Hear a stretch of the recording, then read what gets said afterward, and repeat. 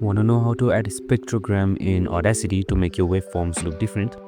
Well, in this video, I'm going to show you how to do so the easiest way. So let's get right into it. First up, launch Audacity and import any audio that you like. It can be a recording as well.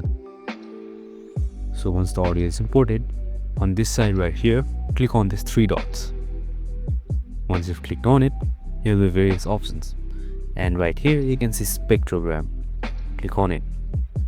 And after a while, the waveform will be converted to spectrogram. And you can see this is how spectrogram actually looks. And that's it. It's easy as that. You can also change it back by clicking on the same three dots and then going to waveform. There's also various spectrogram settings, as you can see right here. You can change the frequencies, window types, etc. You can change it accordingly, and you can see the differences right here. So I hope this video helped.